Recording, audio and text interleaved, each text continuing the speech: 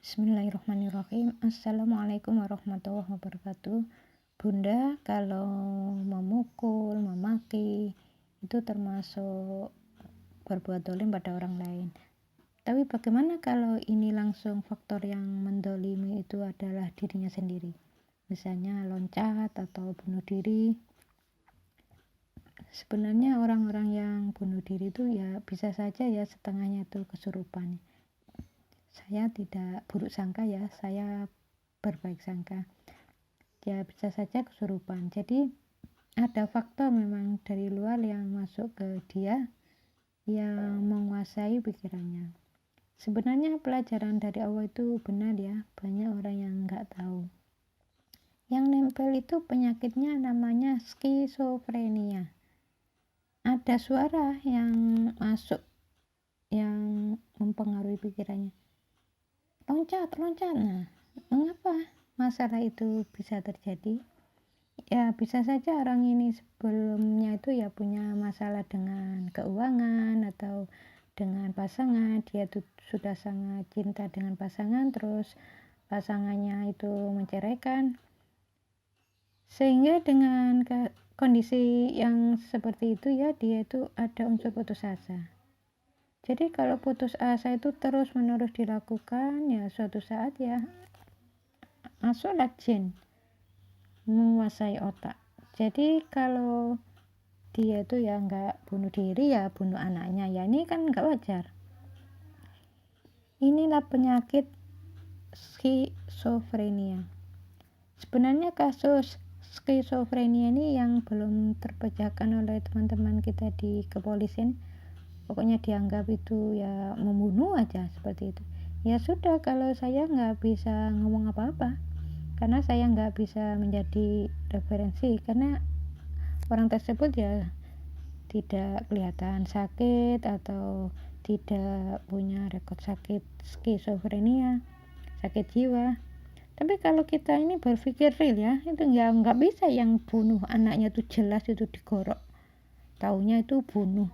Tapi kalau ditanya itu katanya ada yang ngomong anakmu itu anak iblis, bunuh ya seperti itu. Nah ini nantinya yang harus dia tuh ketemu dokter lah, ketemu psikiater lah. Yang bunuh diri itu sama ya, jadi istilahnya tuh wala tai asu. Harus difahami nih, janganlah kamu berputus asa dari rahmat Allah. Rahmat Allah yang mana? Rahmat Allah tentang hidup. Nah ini kan tidak pernah dibahas ya. Kalau Ustadz itu hanya menjelaskan jangan berputus asa, tapi tidak diterangkan efek dari putus asa itu apa, tidak diterangkan. Jadi janganlah kamu berputus asa. Orang yang bunuh diri itu ada faktor karena putus asa. Padahal itu sudah diceritakan oleh Allah Ta'ala. Dan orang yang putus asa itu nanti digelapkan oleh Allah Ta'ala. Gelap itu yang mana? Ya nggak sadar. Nah ini memang banyak ya dari teman-teman kita ini nggak ngerti. Nah inilah rahasianya yang ditutup Allah, kesannya yang seperti yang terbuka di Lauhil Mahfuz. Padahal ya itu ada loh dalam Quran. Janganlah kamu menjerumuskan dirimu ke dalam kebinasaan, ada. Wala tulqu biaidikum ila tahluka wa ahsinu. Wa ma asabakum min musibatin fabima kasabat aidikum. Apa saja musibah yang kau terima adalah akibat dari buah tanganmu. Wala tayasu, itu ya jelas. Kalau kita ini sudah tahu, janganlah kita ini bermain-main dengan kematian. Jadi kematian kita ini memang harus dipersiapkan. Memperbanyak bekal dan keilmuannya itu ya juga paham ya agar tidak salah, karena ilmu-ilmu seperti ini nih jarang ya diceritakan. Biasanya ilmu-ilmu semacam ini itu teman-teman kita ini mengambilnya tuh ya dari hadis yang sahih atau Quran atau fikih, ya sudah ya seperti itu.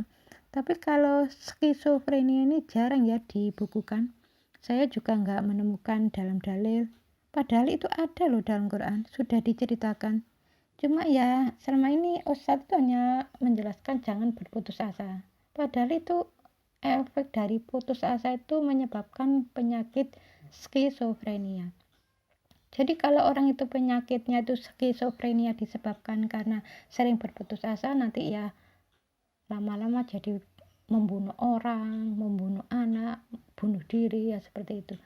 Kalau tipikalnya ibadah, misalnya merasa ibadahnya lebih baik daripada ibadah orang lain, kalau seperti itu terus-menerus dilakukan belum mohon ampun pada Allah, suatu saat akan kena penyakit namanya skizofrenia. Tipikalnya ibadah, nanti ibadahnya itu jadi was-was, jadi wudhu itu lama selesainya, nawaitul wudu'ah, nawaitu diulang-ulang seperti itu. Sholat juga begitu, usolli, ada yang Allahu Akbar. Pernah ya, bunda ini punya tetangga dulu di kampung itu, kamar mandinya itu dekat dengan bunda. Jadi kalau bunda itu masuk ke kamar mandi, orangnya itu ya diulang-ulang, nawaitul. Bunda dengar karena kamar mandinya itu sangat dekat ya, berdekatan gitu loh dindingnya. Tapi kalau yang sebelah sana ya lapor ke bunda, saya kok dengar orang itu sering mengulang-ulang ya usolli seperti itu. Ya ketika ditanya ya katanya ada yang membisikkan seperti itu. Terus pernah juga bunda itu lewat pas mau sholat ya, sholat di musola yang makmumnya tuh semuanya tuh perempuan, imamnya juga perempuan. Terus yang sebelah sana terpisah musolanya, yang sebelah sana itu makmumnya laki-laki, imamnya juga laki-laki. Ya sama katanya, putranya tuh yang laki-laki yang jadi imam itu ya sama seperti ibunya. Kalau sholat itu diulang-ulang, Allahu Akbar diulang-ulang sampai entah 3 kali, entah berapa ya, pokoknya sering kali pokoknya melakukan seperti itu, diulang-ulang. Katanya kalau ditanya ada yang membisikkan, kamu salah, ulangi. Allahu Akbar, kamu salah, ulangi, ya seperti itu. Itu dulu-dulunya akibat sering merasa ibadahnya lebih baik daripada orang lain. Nanti kena penyakit skizofrenia, tipikalnya ibadah, nanti jadi was-was. Nah ini sebagian orang nggak paham. Nah itu dianggapnya itu ya dianggap biasa aja, cuma was-was biasa. Padahal itu dulu-dulunya seperti itu. Jadi itu penyakit skizofrenia, tipikalnya ibadah.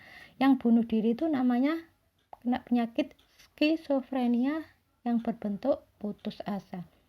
Jadi kalau Allah itu sudah melarang jangan putus asa, ya jangan dilakukan. Nanti kalau terus-menerus dilakukan belum mohon ampun pada Allah, suatu saat akan kena penyakit skizofrenia yang berbentuk bunuh diri, membunuh orang, membunuh anaknya, seperti itu. Sangat bahaya memang.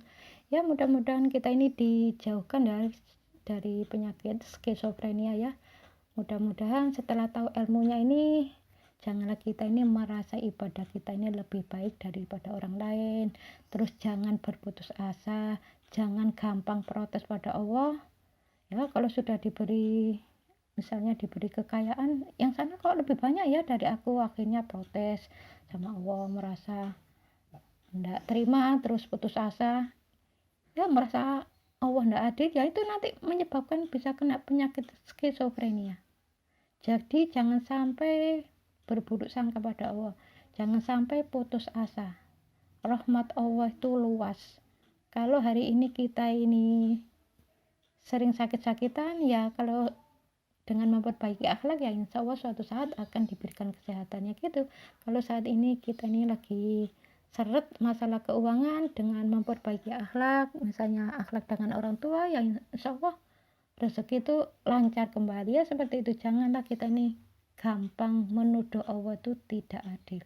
Allah itu maha adil, Allah tidak pernah berbuat zalim, harus tahu itu. Assalamualaikum warahmatullahi wabarakatuh.